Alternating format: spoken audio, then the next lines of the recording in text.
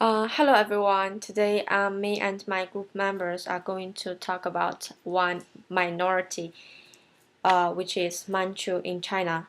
And Manchus are members of indigenous people of Manchuria, also known as red-tasseled Manchu because of their traditional hat ornaments. And in Chinese, we call this as Hongying Manzhou.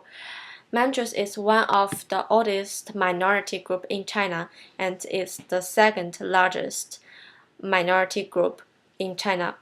They have about 1.68 million population in China according to the population data in China in 2000. And Beijing was always the only focal point of Manchus is Manchus in political, economics, and culture aspects. And furthermore, Manchu has very old history. The Narasi, who was the first man reunified Jurchen tribes, and which is the ancient minority before Manchus, and he established the Manchuri and it established a military system called Eight Banners, which refers the eight colors banners. They are yellow, white, red, and blue. And the Nazis, who was the very first man reunified the Trojan tribes, which was the ancient minority before Manchus. He established a minority system called Eight Banners. The purpose of this organization, the purpose was to organize the Trojan soldiers as bannermen. The eight banners symbolize eight different colors banners, which are yellow, the banner yellow, white, red, blue, and yellow, white, red, and blue. And moreover, the different colors of the banner refers the different levels. Moreover, the different colors of the banner symbolize the different levels standards in that time. For example, the color yellow symbolizes the highest level, which is imperial household, and on the other hand, the banner blue refers to the lower level. However, the very famous woman, Empress Cixi, was come from banner blue, and she became yellow banner later after that. Well, the Manchu ruling elected at the Beijing Imperial Court and post of authority throughout China, and they increasingly adopt Chinese culture. Finally, in notice, Manchu residents can be found in 31 Chinese provincial. Finally, in notice, Manchu's residents can be found in 31 Chinese provincial regions, and most of them are living in Liaoning, and others are living Jilin, Heilongjiang, Hebei,内蒙古, Xinjiang, and Acts. So now let my partner Kan Ru talk about the population in China. Now let me introduce population and belief of Manchu. Manchu is one of the minorities in China. The people of Manchu live scattered, but most of them live in Liaoning province. Others live in Jilin, Beijing, and big and middle-sized cities. The population has big dispersion and small inhabit character. Manchu was called Qiren and Manren in old times. After the People's Republic of China was established, it was renamed Manchu. It is one of the 56 ethnic groups in China. According to census data, the population of Manchu. According to census data, the population of Manchu exceeds 10 million now. The sex ratio for Manchu is 108.05 and the growth rate is 8.48%. Now I'm going to turn to belief of Manchu. Jurchen, who was the ancestor of Manchu, believed in shamanism. Shamanism is a practice that involves a practitioner reaching altered states of consciousness in order to encounter and interact with the spirit world. A shaman is a person regarded as having access to and influence in the world of benevolent and malevolent spirits, who typically enters into a trance state during a ritual and practices divinism and healing. Shamanism appeared in a very early time, and it is most likely to be the world's oldest religion. Shaman comes from Jurchen language and Turkish language. It means white man. Shamanism believes that spirits exist and they play important roles both in individual lives and in human society. The change of nature brings people will and war, which is the performance of all sorts of elves, ghosts, and gods. The Qing dynastic empire combined Manchu and shamanism, and shamanism found a position in palace life.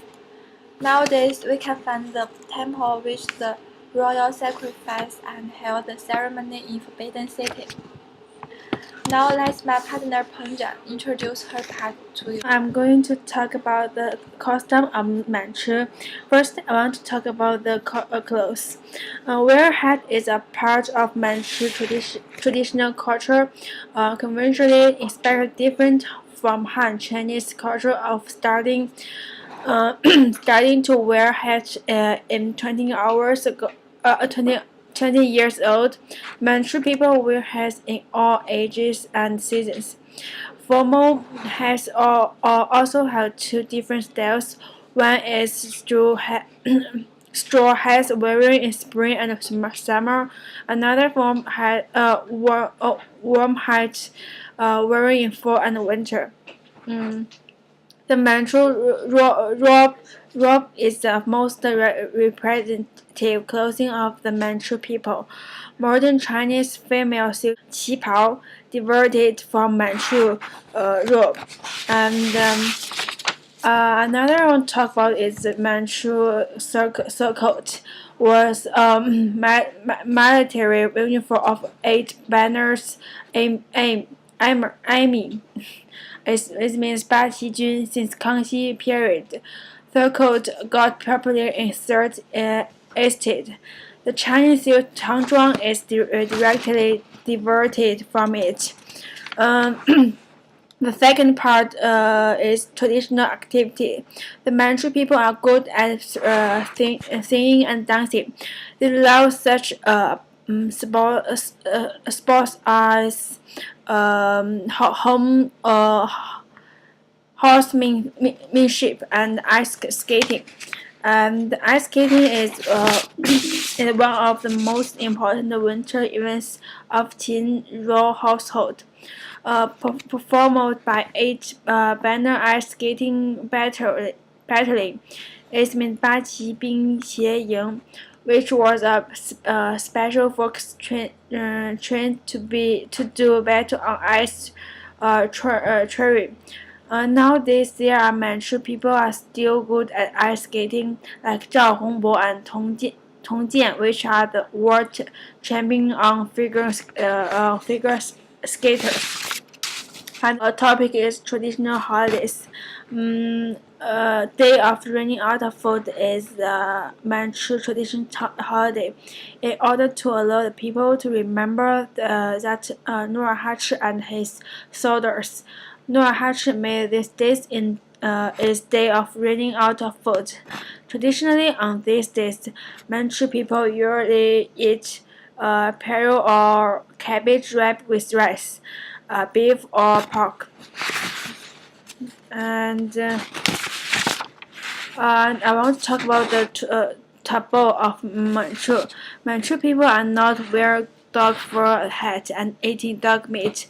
The most taboo is the other three people are wearing dog fur hat into their house.